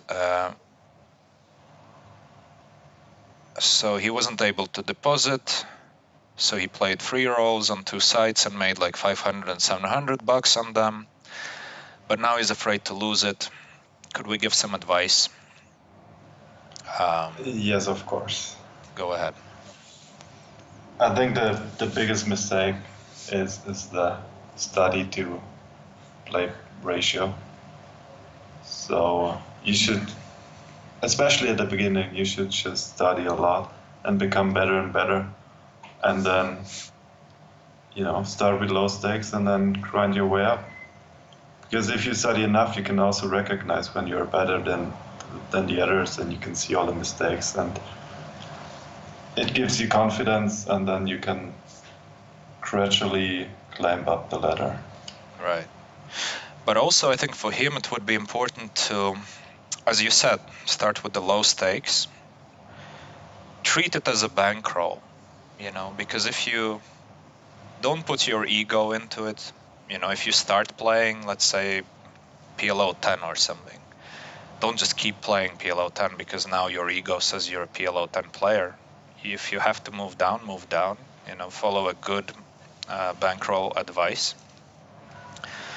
And another thing, because you're mentioning, Tobi, that study, hugely important. Problem is, for somebody who is just getting into the whole poker business, it's easier said than done to study. Because what do you study? How do you study? Where do you find the material? What is the best use of your time? Because it's so easy to waste your time pretending or thinking that you study while not actually learning anything useful. Yeah, that's true. It's so easy. Because, especially the game, and I think that should be a topic for another stream of ours, because I recently had a conversation with a friend of mine who also is a poker player, and he's going to actually come to join us one time for the conversation. But he's a poker player, very, very successful poker player, and he's also a golf pro, right? Not like, Oh, nice. playing all the huge events, but, golf is a big part of his life. And what he was telling me, because we were having the discussion about the Masters tournament, and whatnot, and it was saying, it's crazy how even people who play golf, they don't realize that, the best people in the field, the people who actually compete for the Masters, they play a different game. You might think you play golf. Well, they play something completely different. And you're not even good enough to understand that they play a different game. Once you reach a specific level, then this realization kind of hits you of boom, oh shit, the game is it's a different game. And then you're yeah. okay, now I have to learn this game. I've spent, so many years practicing my swings, etc., and now I realize there's so much more to it. And I believe that exactly the same thing is so true for poker. Yeah, it's the you don't know what you don't know thing, right? Yeah. And because of that, it's so easy to fool yourself that your studies are useful, because it's so easy, especially in the beginning, to learn things that you didn't know about poker. And then you think, oh, these are really important things. It's so easy to just, get this illusion of knowledge, get the illusion of improving. So yeah, maybe he can talk about his skill level and what he wants to play. Yeah. Well, maybe not And today. then, You should definitely join us for another conversation, because I still want to address that, and we're running out of time. Oh, okay. But also, coming back to that thing of, you can fool yourself into thinking that you're learning. A great solution here is finding a coach. Because when you have somebody who's gonna guide you through the process, then you know, the whole thing becomes so much easier, and you're actually using your time the way you're supposed to use your time, and you get the maximum results in the quickest time. Yeah, then the question is, how can you find the best coach for your needs, right? Because there are a lot of coaches out there, Yeah, and especially when you just start, you don't want to hire a $500 an hour coach. no. So it's not easy, I think. Well, Um, absolutely.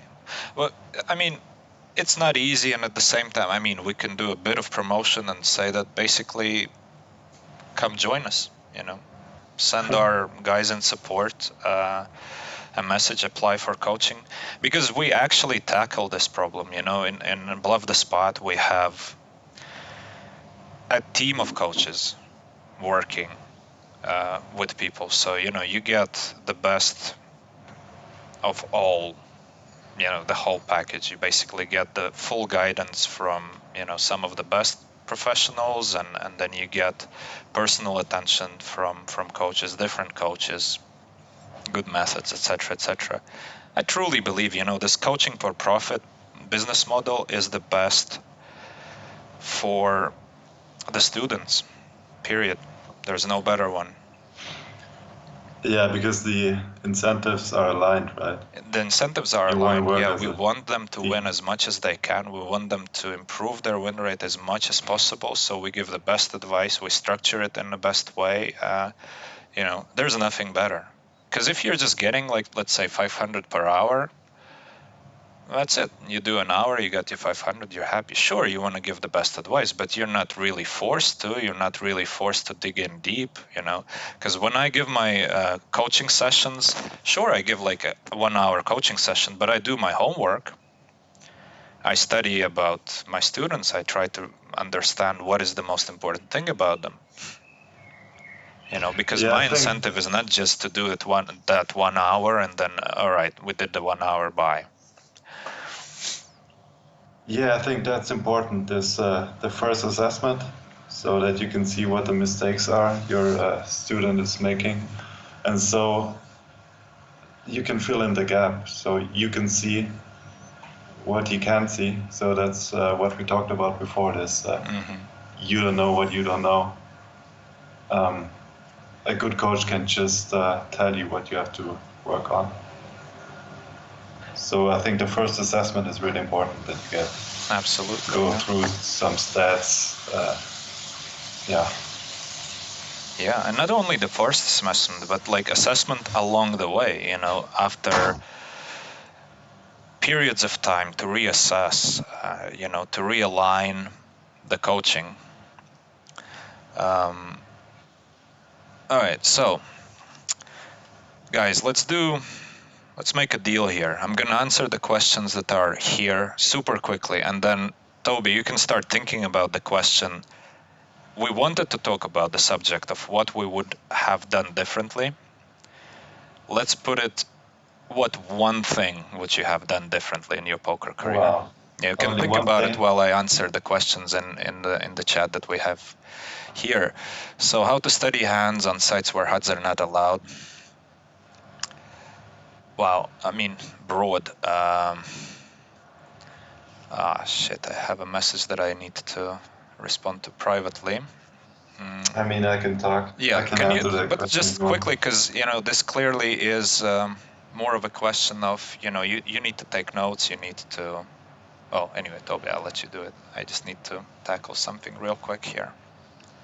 So I think going through your hands after a session is just important for some closure, so that you can just uh, that you don't have to think about it again, and you can end the session. But when I study, um, I think it's more efficient if you look at certain spots you have problems with, and not just certain hands.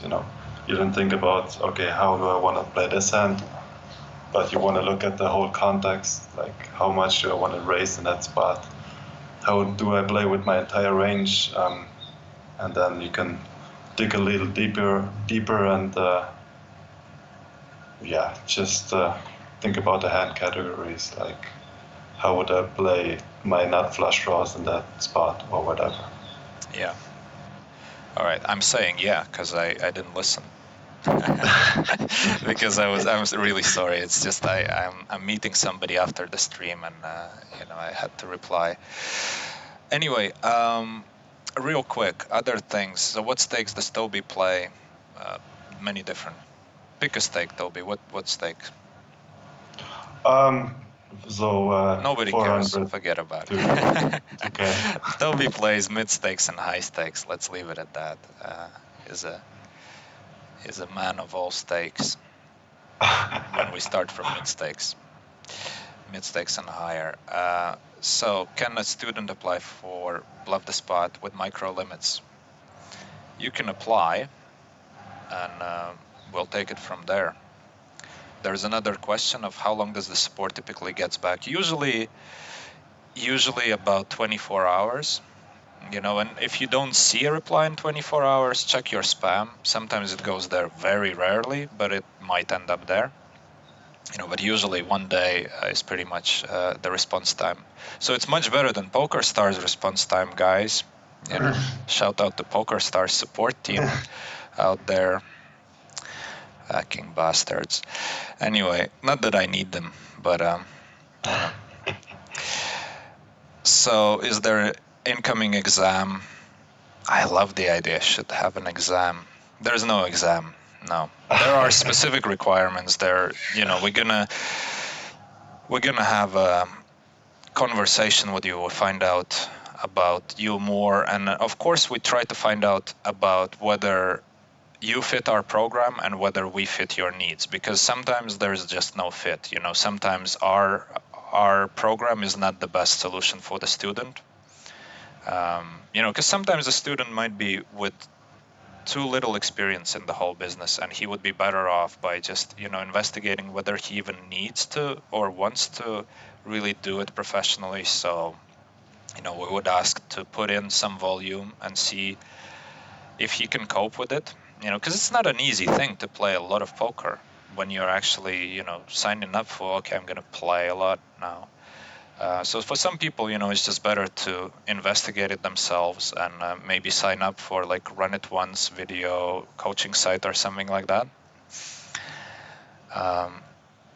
But yeah, you can definitely send a message to our support team, and they're gonna get back to you. And it's very easy. Just send it, apply, and we take it from there. Do we stake? We don't stake. We don't stake. We just coach.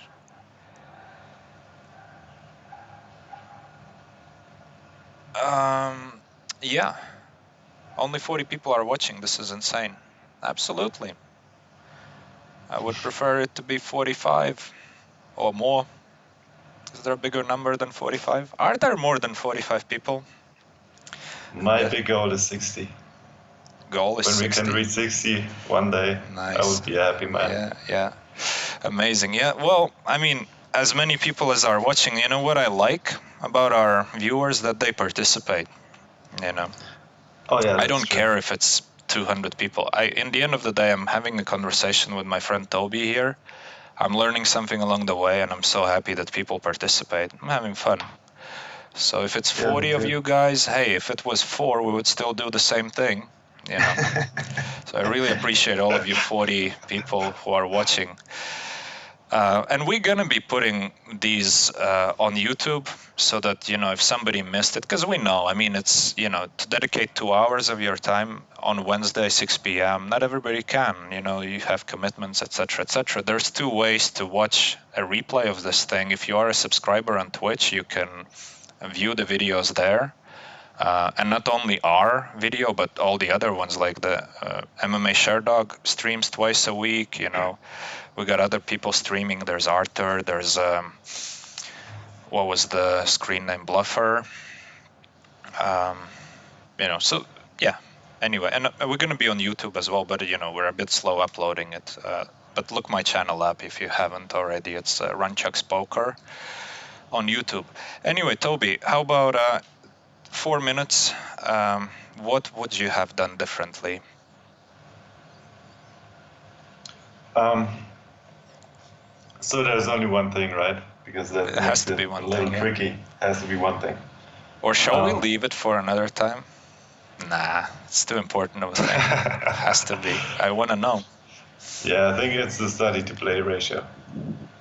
Okay, I do mean, I tell. got better and better over time, but when I started with poker, I just, you know, played 95% of the time, and then I studied for 10 minutes a day, and that's it. Oh yeah, I can relate to that. I did exactly the same thing. You can just progress so much faster and Yeah, climb up the stakes so much easier if you study a lot. yeah, interesting. Yeah, actually, my answer would be very similar to yours.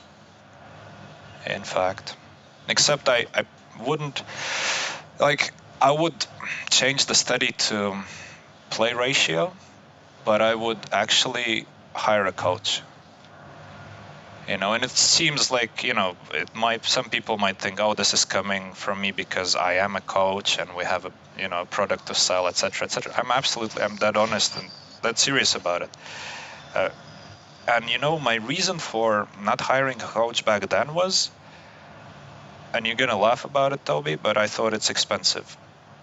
I really thought like, oh, this much per hour, no, it's expensive. And I never realized that, it's not a cost, it's an investment. And it's an investment with a huge return. And yeah, because I had opportunities to, let's say 8 years ago, to get coaching from some of, the best crushers out there. And some of my friends did do it. And, now I see the results. I mean, I can't complain. Now I got there in the end, but I would have got here way earlier. I would have saved so much time, but I didn't. So yeah. Yeah. But it's really just because for me, perception changed. This mentality shift of viewing things as expense as opposed to viewing things as investment. You know, Same goes for like, oh, that tracker software is too expensive. Oh, and I have a good one as well. I never had a seeding script because I always thought, oh, it's fucking expensive. You know what ended up expensive? Not having a seeding script probably cost me so much money. That Yeah, was the that's real true. expensive thing, And I was thinking like, no, 3.5K or whatever it was, oh, it's too much. Yeah, the thing is, nowadays there's so much information out there, there's so much content, there's so many websites, poker training software. So I think you really have to find the best one for you and just go with it. Because if you're all over the place and have like too much, then it's also not gonna help you. Yeah, absolutely. All So right. maybe a good coach and also Monker solutions or Piosaur solutions is the way to go. Mm. And what works for, different things for different people, but I think we have to, you know, call it a day. There's the one last thing I see that somebody was trying to find. Oh, Robbie Expert, thanks. Yeah, he read my mind and he posted the link to my 2+2 thread. So yeah, that's where I blog, kind of. You know what, Toby? I loved our conversation. Again, I use the word love, but I actually loved it because, wow, it was great. Yeah. Same here. I got so emotional about chess. I got to reminisce on the mistakes I've made. We've talked about, and I think we've talked about some super important things, and I'm sure that some of our viewers might find some of the things really, really useful, and I hope that that's the case, and do let us know. Oh, and Um, also, if there's something you want to talk about the next time, just let us know. Like yeah, let us the know topic. somehow, and there's many channels through which you can let us know, and we're gonna be here next week again with Toby. Yeah, I'm looking forward to it already now. Me too. And I'm gonna try to say that I didn't play poker, didn't play chess for a week. That's my goal for the week. Maybe we should play one game. Let's just play heads up chess for about 2 hours. That's it. Anyway, guys, thank you all so much. Thank you for participating. Thank you for watching. Remember, there's Arthur streaming straight after us now, because it's 8 p.m. and it's his slot. So stay tuned for Arthur. He's going to be playing some Hold'em. Tobi, any parting words? Thank you so much, and see you next time. Yeah, see you guys next week. Bye.